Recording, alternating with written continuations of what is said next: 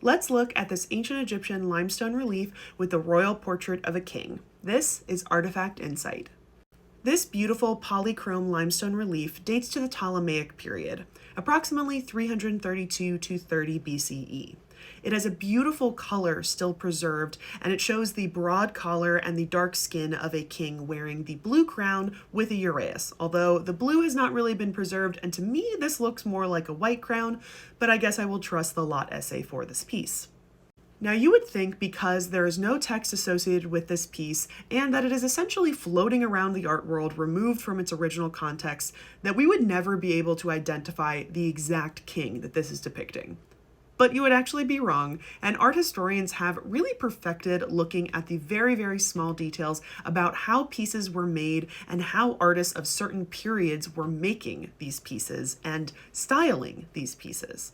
So in this case, the very small nose, the narrow lips, and the pointed chin with the slightly soft neck are reminiscent of features of Ptolemy II Euergetes in the scenes of the walls of the Temple of Horus at Edfu.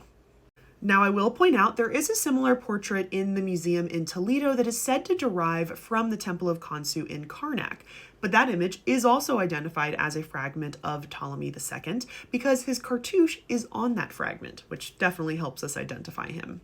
There is also a possibility that this might come from a site called Sharuna in Middle Egypt, as there is a group of limestone blocks that was discovered there in 1907. Most of those pieces are either in the Museum of Fine Arts in Budapest or in Vienna. Now this piece has very, very little provenance, with apparently only having 1 to 2 owners. It was said to be with a Bruce McAlpine in London, acquired sometime prior to 1973. Now I can't 100% figure out who that person was, but there is somebody with an ancient Egyptian themed novel written by a person of the same name. So do we think this might be him?